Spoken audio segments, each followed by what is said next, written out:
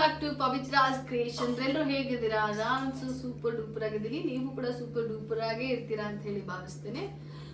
ನಾನು ನಿಮಗೆ ಅಂದರೆ ಲಾಸ್ಟ್ ವಿಡಿಯೋದಲ್ಲಿ ಈ ಒಂದು ರೋಸ್ಮೆರಿ ಟೀನ ಹೇಳ್ಕೊಟ್ಟಿದ್ದೆ, ಹಾಗೆ ಅದ್ರ ಬೆನಿಫಿಟ್ಸ್ ಕೂಡ ಹೇಳಿದ್ದೆ. ರೋಸ್ಮೆರಿ ಟೀ ಮಾಡೋಕ್ಕಷ್ಟೇ ಅಲ್ಲ, ಇದರಿಂದ ಸಾಕಷ್ಟು ಉಪಯೋಗಗಳಿದೆ. ಅದನ್ನ ನಾನು ಇವತ್ತು ತಿಳಿಸೋಣ ಅಂತ ಹೇಳಿ ಈ ಒಂದು ವಿಡಿಯೋ ಮಾಡ್ತಾ ಇರುವಂಥದ್ದು ಉದ್ದೇಶ. ಯೂಶಲಿ ಎಲ್ಲರಿಗೂ ಗೊತ್ತೇ ಇದೆ, ಇದು ಅಂದರೆ ಸೂರ್ಯ ಆಕಾರದಲ್ಲಿರುತ್ತೆ. ಇದರ ಎಲೆಯ ತವರೂರು ಯುರೋಪ್ ರಾಷ್ಟ್ರ. ಇದನ್ನ ಚಿಕ್ಕ ಪುಟ್ಟ ಪಾಟ್ಗಳಲ್ಲಿ ಕೂಡ ನಾವು ಬೆಳೆಸ್ಕೋಬಹುದು, ಅಥವಾ ನಿಮ್ಮದೇ ಆದ ಗಾರ್ಡನ್ ಇದೆ, ಗಾರ್ಡನ್ ಕೂಡ ಬೆಳೆಸ್ಬೋದು. ಬೆಳೆಸೋದು ತುಂಬಾ ಕಷ್ಟ ಏನಲ್ಲ, ಗಾಳಿ ಬೆಳಕು ಇರುವಂತ ವಾತಾವರಣದಲ್ಲಿ ಆರಾಮಾಗಿ ಇದನ್ನ ಈಸಿಯಾಗಿ ಬೆಳೆಸಬಹುದು. ಇದರ ಬೆನಿಫಿಟ್ಸ್ ನೀವು ಕೇಳ್ತಾ ಹೋದ್ರೆ ಸುಮಾರಷ್ಟಿದೆ. ಸೊ ಹಾಗಾಗಿ ಒಂದೊಂದೇ ಹೇಳ್ತೀನಿ ಇದನ್ನ ಹೇಗೆಲ್ಲ ಬಳಸ್ಬೋದು ಇದನ್ನ ಅಂತ ಹೇಳಿ.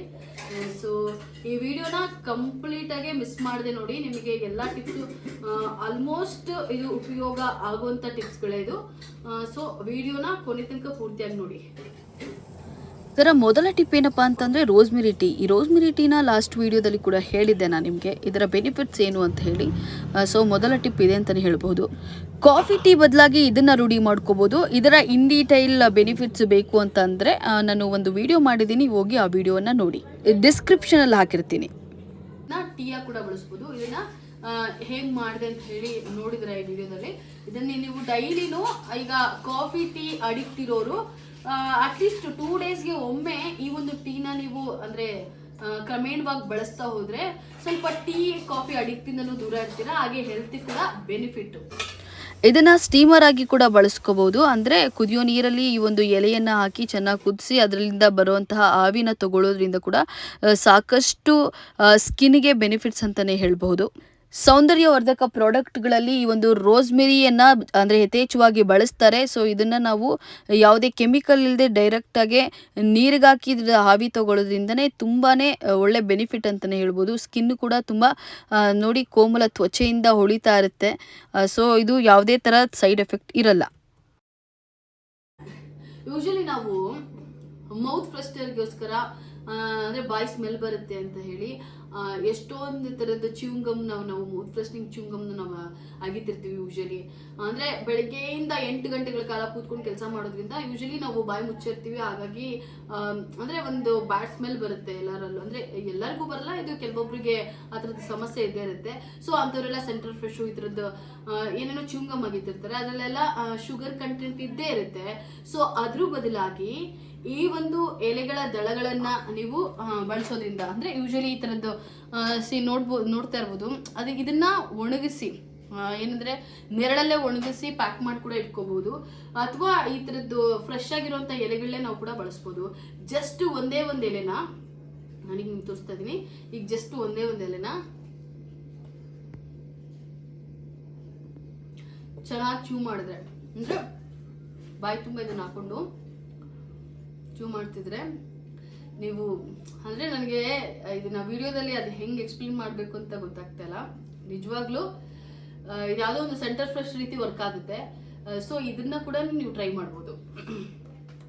ಇದನ್ನ ನಾವು ಈಸಿಯಾಗಿ ಬ್ಯಾಗಲ್ಲಿ ಕೂಡ ಕ್ಯಾರಿ ಮಾಡ್ಬೋದು, ಯಾವಾಗ ಬೇಕೋ ಅವಾಗ ಆರಾಮಾಗಿ ಯೂಸ್ ಮಾಡ್ಬೋದು. ಇದರಲ್ಲಿ ಯಾವುದೇ ಸೈಡ್ ಎಫೆಕ್ಟ್ಸ್ ಇರಲ್ಲ, ಯಾವುದೇ ಶುಗರ್ ಕಂಟೆಂಟ್ ಇರಲ್ಲ, ಏನೂ ಇರಲ್ಲ. ಅಂದರೆ ಯೂಸ್ ಆ್ಯಂಡ್ ಫ್ರೆಂಡ್ಲಿ ಅಂತಾನೆ ಹೇಳ್ಬೋದು. ಆರಾಮಾಗಿ ಬ್ಯಾಗಲ್ಲಿ ಕೂಡ ಇದನ್ನ ಕ್ಯಾರಿ ಮಾಡ್ಬೋದು ಎಲ್ಲ ಕಡೆ. ನಾವು ಮನೇನಾಗ ಎಷ್ಟೇ ಕ್ಲೀನ್ ಮಾಡಿ ಏನೇ ಅಂದರೆ ನೀಟಾಗಿಟ್ರು ಕೂಡ ಸಣ್ಣ ಸಣ್ಣ ಹುಳುಗಳು ಅಂದರೆ ಕಿಚನಲ್ಲಿ ಬಂದೇ ಬರುತ್ತೆ. ಯಾಕಂದರೆ ನೀರು ಅಲ್ಲಿ ಆಹಾರ ಇದ್ದೇ ಇರುತ್ತೆ. ಸೊ ಹುಳುಗಳು ಆಲ್ಮೋಸ್ಟ್ ಬಂದೇ ಬರುತ್ತೆ. ಸೊ ಇದು ಅಂದರೆ ಒಂದು ಹುಳುಗಳನ್ನ ತಡೆಗಟ್ಟೋಕೆ ಈ ಒಂದು ಎಲೆ ತುಂಬಾ ಯೂಸ್ಫುಲ್ ಅಂತ ಹೇಳ್ಬೋದು. ಇದನ್ನ ಜಸ್ಟ್ ನಾವು ಅಲ್ಲಿ ಇಡೋದ್ರಿಂದ ಅಂದರೆ ನೀವು ಕಿಚನ್ ಏರಿಯಾದಲ್ಲಿ ಎಲ್ಲಾದರೂ ಒಂದು ಓಪನ್ ಸ್ಪೇಸಲ್ಲಿ ಇದನ್ನ ಇಡೋದ್ರಿಂದ ಆದಷ್ಟು ಹುಳುಗಳು ಬರೋದು ಕಡಿಮೆ ಆಗುತ್ತೆ. ಇದನ್ನ ಹೇರ್ ಸ್ಪ್ರೇಯರ್ ಆಗಿ ಕೂಡ ಬಳಸಬಹುದು. ಆಲ್ಮೋಸ್ಟ್ ಮಾರ್ಕೆಟ್ ಅಲ್ಲೂ ಸಿಗುತ್ತೆ ರೋಸ್ಮೆರಿ ಹೇರ್. ನೀರಲ್ಲಿ ಎಲೆಗಳನ್ನ ಹಾಕಿ ಕುದಿಸಿ ಇದನ್ನ ಶೇಖರಿಸಿ ಒಂದು ಫ್ರಿಜ್ ಅಲ್ಲಿ 1 ವಾರ ಕೂಡ ಸ್ಟೋರ್ ಮಾಡಬಹುದು. ಆರಾಮಾಗಿ ಇದನ್ನ 1 ವಾರದವರೆಗೂ ಯೂಸ್ ಮಾಡ್ಕೋಬಹುದು. ರೋಸ್ಮೆರಿ ಎಣ್ಣೆಯಾಗಿ ಕೂಡ ಇದನ್ನ ನಾವು ಬಳಸಬಹುದು. ಕೊಬ್ಬರಿ ಎಣ್ಣೆ, ಮೆಂತ್ಯ ಹಾಗೆ ಕರಿಬೇವಿನ ಸೊಪ್ಪು ಇಲ್ಲಿ ನಾನು ತಗೊಳ್ತಾ ಇರೋದು. ಇದನ್ನ ಸ್ವಲ್ಪ ಕೆಂಪಾಗೆ ಹುರ್ಕೊಂಡು ಅಂದ್ರೆ ಕುದಿಸ್ಕೊಂಡು ನಂತರ ತಣ್ಣಗಾದ್ಮೇಲೆ ಒಂದು ಗಾಜಿನ ಬಾಟಲ್ ಅಲ್ಲಿ ಶೇಖರಿಸಿಟ್ಕೋಬಹುದು. ಇದನ್ನ ವಾರಕ್ಕೆ 2 ರಿಂದ 3 ಸಲ ನಾವು ಆರಾಮಾಗಿ ಯೂಸ್ ಮಾಡ್ಕೋಬಹುದು. ತಲೆಯಲ್ಲಿ ಒಟ್ಟಿನ ಸಮಸ್ಯೆ, ಕೂದಲುದ್ರೋದು ಈ ರೀತಿ ಎಲ್ಲ ಆದಾಗ ಈ ಒಂದು ಎಣ್ಣೆ ತುಂಬಾನೇ ಪ್ರಯೋಜನಕಾರಿ ಅಂತಾನೆ ಹೇಳ್ಬಹುದು. ಇದನ್ನ ನಾವು 1 ತಿಂಗಳವರೆಗೂ ಆರಾಮಾಗಿ ಶೇಖರಿಸಿಟ್ಕೋಬಹುದು. ಇದನ್ನ ಆದಷ್ಟು ಗಾಜಿನ ಬಾಟಲ್ ಅಲ್ಲೇ ಶೇಖರಣೆ ಮಾಡಕ್ಕೆ ನೋಡಿ.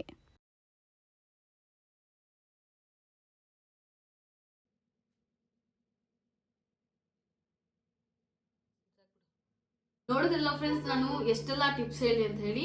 ಈ ಟಿಪ್ಸ್ನ ಹೊರತುಪಡಿಸಿ ಇನ್ನೂ ಸಾಕಷ್ಟು ಉಪಯೋಗಗಳಿದೆ ಅಂತಾನೆ ಹೇಳ್ಬೋದು. ಬರೀ ನಾನು ಹೇಳೋದಷ್ಟೇ ಟಿಪ್ಸ್ ಅಲ್ಲ. ಇದರಲ್ಲಿ ಒಂದು ಎಣ್ಣೆ ಬರುತ್ತೆ, ಅಂದ್ರೆ ರೋಸ್ಮೆರಿ ಆಯಿಲ್ ಅಂತಾನೆ ಬರುತ್ತೆ.